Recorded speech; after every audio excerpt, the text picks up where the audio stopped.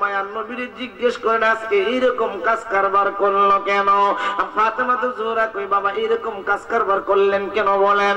নবীজি কান্দে আর ডাক দিয়ে বলে মা গো এই কাজ কারবার কেন করলাম আজকে আমি বলতে পারবো না, বললে তুমি ফাতেমা সহ্য করতে পারবা না। ফাতেমা তো জোহরা রাদিয়াল্লাহু তাআলা আপনি যদি নানা হয়ে সহ্য করতে পারেন, আপনি যদি নবী হয়ে সহ্য করতে পারেন, আমি মা হয়ে সহ্য করতে পারবো, কথা দিলাম। জোরে কন্যা সুবহানাল্লাহ। আমার নবী ডাক দিয়া কই মা আজকে যে দুইটা জামা আসলো, ইমাম হাসান হোসেন তো ভাবছে দর্জি জামা নিয়ে আইছে, এই জামা তো দর্জি নিয়ে আসে নাই, এই জামা তো আল্লাহ জান্নাত থেকে পাঠাইছে। এই যে সবুজ জামা, এই যে লাল জামা, সবুজ জামাটা দেখার পরে মা আমার তো ওই কথা মনে হয়ে গেল, ও মা আজকে থেকে 60 বছর পরে তুমিও থাকবা না, আমি নবীও জাহিদি ভাবে দুনিয়ার জমিনে থাকবো না। একদল নামদারি মুসলমান দুনিয়ার লোভে পড়িয়া, দুনিয়ার স্বার্থে পড়িয়া আমার হাসানকে এমন বিষ পান করাবে, বিষ পান করানোর পরে সমস্ত শরীরের পা থেকে মাথা পর্যন্ত একবারে সবুজ হয়ে যাবে। এই জন্য তারে সবুজ জামা দিয়েছি, তার দিকে আমি একবার তাকাইলাম, তাকাইয়া তারে জড়াইয়া ধইরা তার টুটের মধ্যে চুমা দিলাম। কেন চুমা দিলাম জানোনি? যেন আমার হাসানকে সাধারণ বিশ্বে কোনো ক্ষতি করতে না পারে। এই জন্য আমি দয়ার নবীজি, মায়ার নবীজি রহমতি বরকতি টুট মুবারক লাগায়া আমার হাসানের টুটের মধ্যে চুমা দিলাম। বাবা হাসানেরটা বলার জন্য বলি নাই, হুসাইনেরটা বলেন। আমার নবী কই মা হুসাইনের কথা আমি বলতে পারবো না, ও বাবা আপনাকে বলতে হবে। বাবু এই লাল জামাটা যখন দেখলাম আমার কলিজার মধ্যে আগুন লেগে গেছে গো মা, ও মা যেদিন তুমিও থাকবা না আমিও থাকবো না, কারবালার জমিনে পুরাত নদীর তীরে একদল নামদারি মুসলমান মুখের মধ্যে দাড়ি থাকবে, মাথায় পাগড়ি থাকবে, টুপি থাকবে, পাঞ্জাবি থাকবে, বললে দুনিয়ার স্বার্থের মধ্যে বইরাও, দুনিয়ার লোভে বইরাও আমার হুসাইনের গলার মধ্যে ছুরি চালাইয়া দিবে। ও মা হুসাইনের রক্তে, আমার হুসাইনের রক্তে হুসাইনের সমস্ত শরীরটা লালে লাল হয়ে যাবে। এই জন্য আল্লাহ তার জন্য লাল জামা পাঠাইছে। আমি দেখা আমার নাতিরে আফসোস মিটে না, এই জন্য আমি আমার নাতির দিকে এমন ভাবে তাকায়া রইলাম, তারা আমি জড়াইয়া তৈরা কণ্ঠের মধ্যে চুমা দিলাম। ও মা এই জন্য চুমা দিলাম সাধারণ ছুরি দিয়া যেন আমার হুসাইনের কণ্ঠের দিকটা কাটতে না পারে, আমার হুসাইনের কণ্ঠের দিকটা যেন না কাটতে পারে। আমি নবীজি চুমা দিয়া আমার হুসাইনের কণ্ঠটারে তো লোহার চেয়ে আরো শক্তিশালী বানায়া দিলাম। আল্লাহু আকবার, আরো জোরে কন্যা ইয়া রাসূলুল্লাহ, আর মহব্বতে কন্যা সুহাদায়ে কারবালা। বন্ধুরা রে আমার গভীর মনোযোগ কথাবার্তা হচ্ছে। ফাতেমা তো জোরা কই মানি না, মানি না। মা তুমি না বলছো মান, বাবার মানো না কেন? হাসানের কুরবানি মানি, হুসাইনের কুরবানি আমি মানি না। ও বাবা জিলহজ মাসে মানুষে কুরবানি দেয়, কুরবানি দিলে কুরবানির পশুর শরীরে যত পশম আছে সেই পরিমাণ সওয়াব পায়।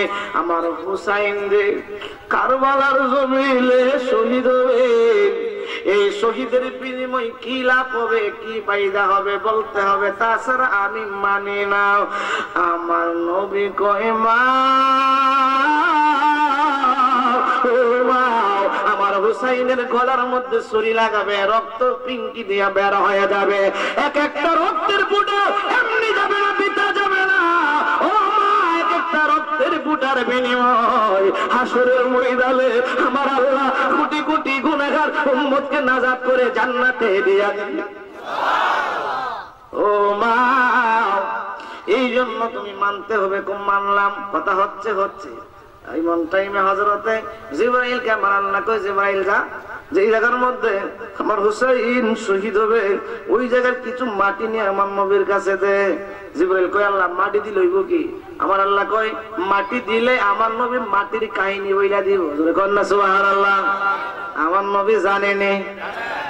জিবরাইল কইছে নবীরে মাটির মধ্যে কি আছে কইছে? জিবরাইল জানে না এই মাটির মধ্যে কি, মাটির মধ্যে কি রস। মাটি যখন নবীর কাছে দিলেন নবীজি মাটির দিকে তাকায়া তাকায়া কান্দে। হুসাইন গোলাম খাবার দিয়ে আপনি মাটির দিকে তাকায়া কাঁদলেন, এতক্ষণ দুই ভাইয়ের দিকে তাকায়া কাঁদলেন, এখন কান্দেন মাটির দিকে তাকায়া। মাটির মধ্যে কি রহস্য? আমার নবী ডাক দিয়ে কই হুসাইন এই মাটি তো সাধারণ মাটি না, এই মাটির মধ্যে তোমার শরীর মুবারকের রক্তের ঘ্রাণ আমি নবীজি পাইতেছি। ও হুসাইন এই মাটি হইল সেই মাটি যেই জায়গার মধ্যে সীমা তোমারে শোয়াইবে, যেই সীমার কুরআনের হাফেজ হবে, বড় মাওলানা হবে, দুনিয়ার লোভে পয়রা তোমার গলার মধ্যে ছুরি চালাবে, তোমার রক্তটা প্রথম যে মাটিতে পড়বে ওই জায়গার মাটি হলো এই মাটি। এই মাটিটা আল্লাহ পাক এই জন্য দিয়েছে তুমি যখন সপরিবারে চলে যাবে কুফায়, মদিনার মানুষ জানবে না তোমার কি অবস্থা। মদিনার মানুষ বোঝার জন্য একটা নির্দেশনা আল্লাহ দিছে। কো কেমনে? ও হুসাইন আমি এই মাটিটা আমার একজন বিবির কাছে রেখে যাব, যখন দেখতে পারবে ওই মাটি আর মাটি নাই, মাটিটা রক্তে পরিণত হয়ে গেছে, সেই দিন বুঝতে পারবে তুমি কারবালার জমিনে শহীদ হয়ে গেছো। হুসাইন রাদিয়াল্লাহু তাআলা ডাক দিয়া কই ইয়া রাসূলুল্লাহ ইয়া হাবিবাল্লাহ নবী গো, ও মায়ার নবীজি দুঃখ নাই, আমার কোনো কথা বলার নাই, একটা কথা বলতে চাই যেই সময় সীমাইরা আমার গলার মধ্যে ছুরি চালাবে ওই সময় যদি আমি আপনারে না লাগবো কয়ে ডাক মারবি, ওই সময় আপনি কোথায় থাকবেন? ওই সময় আমি আপনারে দেখবো কিনা? আমার নবী ডাক দিয়া কই হুসাইন যেই সময় তুমি আমি নবীজিরে না গো কয়ে ডাক মারবে, আমি নবীজি তোমারে বলে দিলাম ডাকটা দেওয়া মাত্র আমি নবীজি তোমার সামনে গিয়া উপস্থিত হইয়া যাইব, আমি নবীজির চেহারা দেখে দেখে তুমি দুনিয়া থেকে বিদায় হইবা। সোনারে মদিনা বহু দূরে কিন্তু মদিনাওয়ালা আমার অন্তরে, বলেন কিন্তু মদিনাওয়ালা অন্তরে আমার নবী আছে কি আছে না? আন-নাবিয়্যু আওলা বিল মুমিনিনা মিন আনফুসিহিম। আল্লাহু আকবার। অন্তরে নবী আছে কি আছে না?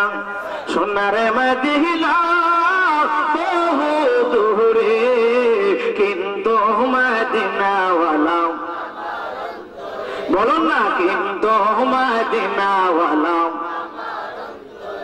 রাসূল তুমি শোনাও আমরার পরিয়াদ, সুমুখেতে বাড়িয়ে দাও নুরানি দুই হাত, দেখতে চাই কি চাই না?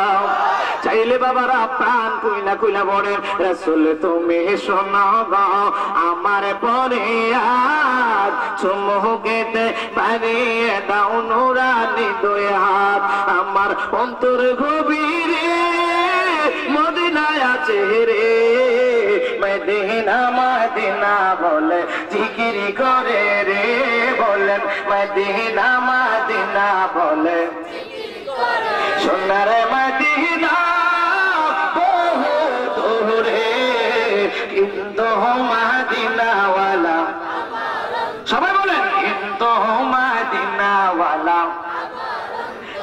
গিয়েছে একবার সোনার মদিনায়, তার মনে আর তো কোনো দুঃখ রইল না, ঠিক কিনা বলেন? গিয়েছে একবার সোনার মদিনায়, তার মনে আর তো কোনো দুঃখ রইল, গিয়েছে একবার সোনার মদিনা, তার মনে আর তো কোনো অন্তর গভীরে মদিনায় আছে রে, মদিনা মদিনা বলে জিকির করে রে, মদিনা মদিনা বলে জিকির। বন্ধুরা আমার অনেক লম্বা আলোচনা আমি ছেড়ে দিলাম। ইমাম মুসলিম বিনার কি চিঠি লিখলো ইমাম হুসাইনের কাছে, কন্যা আল্লাহু আকবার। ওই চিঠি পাইছে, পাইয়া একবার দৌড় মারেন নবীজির রওজা মুবারকে, আর একবার যাই মার রওজা মুবারকের মধ্যে। লাস্টে আমার নবীজির রওজা মুবারকের যায় কান্দে আর বলে, আখিরি সালাম লন ওহে লালা জান, আপনার হুসাইন যাই গো নানা কারবালার ময়দান, আপনার হুসাইন যাই গো নানা কারবাল, সবাই কর না, কারবালার ময়দানে গিয়া দিব গলা কাটাইয়া, আর না আসিব ফিরে মদিনার মাজার, আপনার হুসাইন যাই গো নানা কারবালার ময়দান। এমন ভাবে আমার নবীজির রওজা মুবারক থেকে কানতে কানতে বিদায় লইয়া এবার রওনা হয়ে গেল ৭২ জন মতান্তর ৮২ জনের কাফেলা লইয়া। যাওয়ার কথা কোপায় পথ বলে এমন এক জায়গায় গেল, যেই জায়গার মধ্যে যাওয়ার পরে দেখতেছে গুড়ার পা ডাইবা গেছে, গুড়ার পায়ের মধ্যে রক্ত দেখা যায়।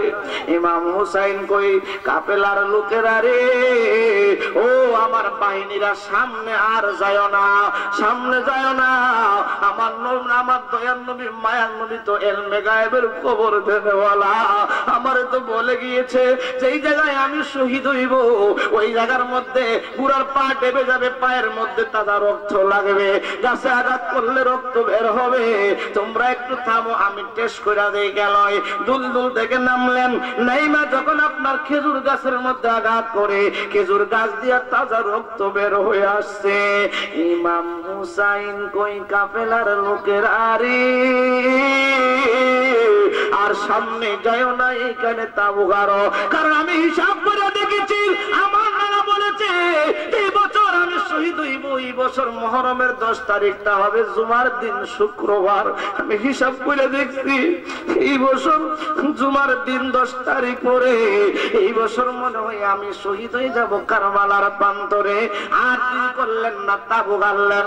তাবু গাড়ার পরে আপনার 1 দিন 2 দিন 3 দিন চলে গেল। 5 মুহররম যখন আসলো, 2 মুহররম গিয়েছিল, 5 মুহররম পানি নাই, কিছু সৈন্য যায় আপনার ফুরাত নদী থেকে পানি নিয়ে আসলেন। ধারণা হইল পানি তো কাছে আসে, আনা যাইবে, অল্প কিছু পানি নিয়ে চলে আসলেন। এজিদ বাহিনী ডিক্লার দিয়ে দিল, এই বাহিনীরাও ইমাম হুসাইনের কাফেলা পানি নিয়ে গেল, আর যদি সামনের দিক দিয়ে পানি নিতে আসে তোমরা দিবা না, চতুর্দিক দিয়ে এমন ভাবে বন্ধ করে রাখবা, পানির অভাবে ইমাম হুসাইনের কাফেলাকে মারবো। কারণ নবীর আওলাদেরও তাদের পাওয়ারে তো পাওয়ার, তাদের সাথে যুদ্ধ কইরা পারা যাবে না, পানির অভাবে তাদেরকে দুনিয়া থেকে বিদায় করতে হবে। আপনারা বলেন পানি সৃষ্টি কার উসিলা? এই পানি সৃষ্টি নবীর উসিলায়, ঠিক কিনা বলেন? আরে পানির সৃষ্টি নবীর উসিলায়, ঠিক কিনা বলেন? আমার দয়ার নবীর আওলাদদেরকে পানি দিবে না, এটা তো আমার নবীজি পূর্ব এই ভবিষ্যৎবাণী করে দিয়ে গেছেন, ঠিক কিনা বলেন?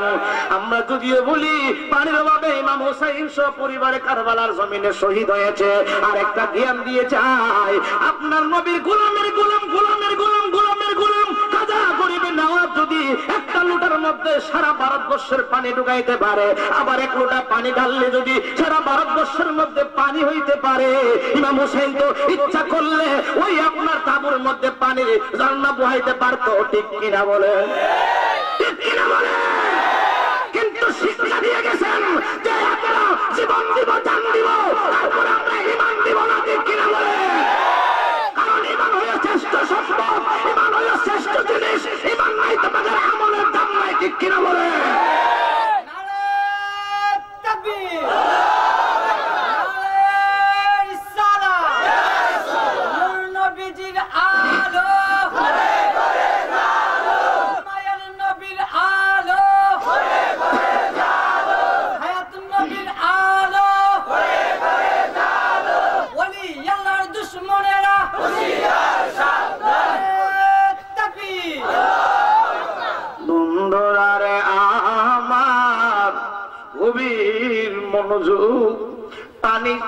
বন্ধ করে দিয়েছে, 5-6-7 পানি নাই, পানির পিপাসায় অবস্থা অন্যরকম হয়ে গেল। ওইদিকে আপনার যুদ্ধের ডিক্লার আসতেছে। কিসের ডিক্লার?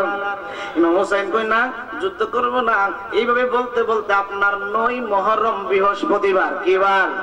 বৃহস্পতিবার জুমার রাত্র সন্ধ্যাবেলা যুদ্ধের ডাক আসলো। ইমাম হোসেন কই না আজকে যুদ্ধ করব না। ও ইজিদ বাহিনীরা রে, তোমরা কি জানো না আজকে জুমার রাত্র, আজকে রাত্রটা আল্লাহর দরবারে কত প্রিয়।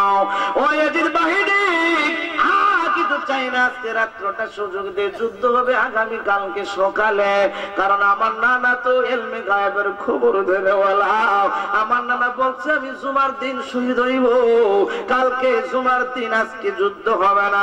রাত্রটা সুযোগ দিয়ে সারা রাত্র ইবাদত বন্দেগী করব।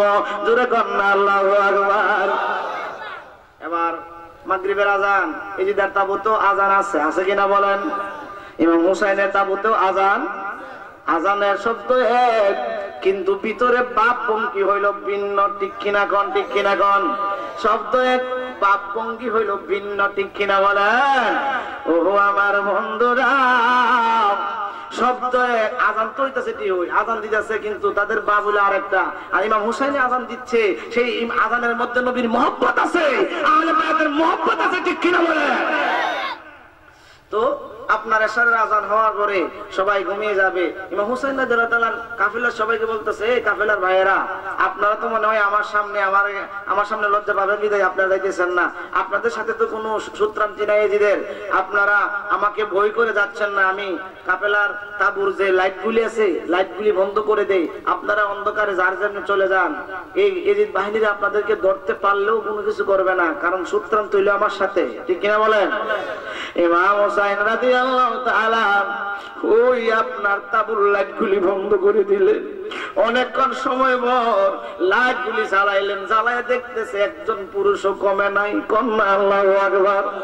সবাই জানে নিশ্চিত জীবন দিতে হবে, আর এই জীবন দেওয়াটাই হইল আমার নবীর প্রেম, এটা হইল ঈমান। ঠিক কিনা বলেন? কারণ নবী তো বলেছেন, লা ইউমিনু আহাদুকুম হাত্তা আকুনা হাব্বা ইলাইহি মিন ওয়ালিদিহি ওয়া ওয়ালাদিহি ওয়ান নাসি আজমাইন। ঠিক কিনা বলেন? নবীর জানের চাইতে, প্রাণের চাইতে, ছেলের চাইতে, মেয়ের চাইতে বেশি ভালোবাসতে হবে, এটার নাম হইল ঈমান। ঠিক কিনা বলেন? ইমাম হুসাইন কই, তোমরা কেন গেলা নাও? তোমরা যে সবাই রইলা, একজন কমলা না, কারণ কি?